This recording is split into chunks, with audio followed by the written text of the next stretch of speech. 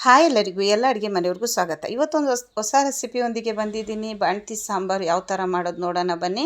ಇದಿಷ್ಟು ಐಟಮ್ ನಾನು ಸಿಟಿ ಮಾರ್ಕೆಟಿಂದ ಅತ್ತೆ ಕೈಯಿಂದ ತರಿಸ್ಕೊಂಡಿದ್ದು.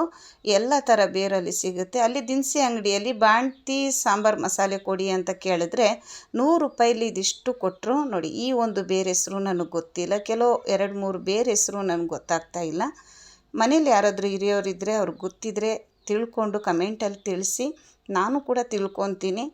ಅಲ್ಲಿ ಬರೀ ಬಾಣ್ತಿ ಸಾಂಬಾರು ಮಸಾಲೆ ಕೊಡಿ ಅಂದರೆ ಅವರೆಲ್ಲನೂ ಸೇರಿಸ್ಕೊಡ್ತಾರೆ. ನಾವೇನು ಈ ಬೇರ್ಗಳ ಹೆಸರು ಹೇಳ್ಬಿಟ್ಟೆ ತೊಗೋಬೇಕನ್ನೋದೇನಿಲ್ಲ. ಯಾರಾದರೂ ಮಾಡ್ಕೊಂಡು ತಿನ್ನಬೇಕು ಅನ್ನೋ ಇಂಟ್ರೆಸ್ಟ್ ಇರೋರು ಯಾರೂ ಟೆನ್ಷನ್ ಬೇಡ. ಹೋಗಿ ಬಾಣ್ತಿ ಸಾಂಬಾರು ಮಸಾಲೆ ಕೊಡಿ ಅಂದರೆ ಸಾಕು, ದಿನಸಿ ಅಂಗಡಿಯಲ್ಲಿ ಕೊಡ್ತಾರೆ ಮಾರ್ಕೆಟಲ್ಲಿ. ಆರೋಗ್ಯಕ್ಕೆ ತುಂಬಾ ಒಳ್ಳೆಯದು. ಇದನ್ನು ತಂದು ಎಲ್ಲನೂ ಸ್ವಲ್ಪ ಹುರ್ಕೊಂಡು ಪೌಡ್ರ್ ಮಾಡಿ ಇಟ್ಕೊಂಡ್ರೆ ಒಂದು 3 ತಿಂಗಳು 4 ತಿಂಗಳು ತಿಂದರೆ ಮಗುನೂ ತಾಯಿನೂ ಆರೋಗ್ಯವಾಗಿರ್ತಾರೆ.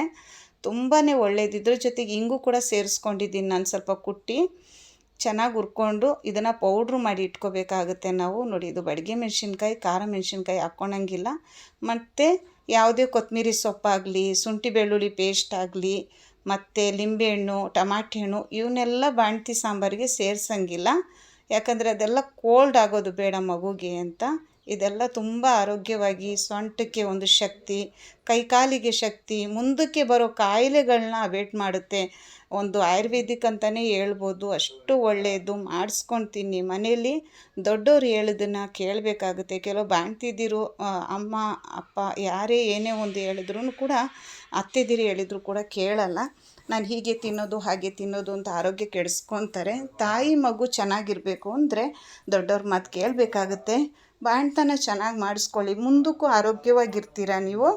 ಅದಕ್ಕೋಸ್ಕರ ಕೇಳ್ಕೊತಿದ್ದೀನಿ. ಈಗಿನ ಹೆಣ್ಮಕ್ಳಿಗೆ ಈ ಊಟ ಎಲ್ಲ ಸೆಟ್ ಆಗಲ್ಲ. ಆದ್ರೂ ಒಂದು 2-3 ತಿಂಗಳು ತಿಂದರೆ ತುಂಬಾ ಒಳ್ಳೆಯದು ಮಗುಗಾಗಲಿ ತಾಯಿಗಾಗಲಿ.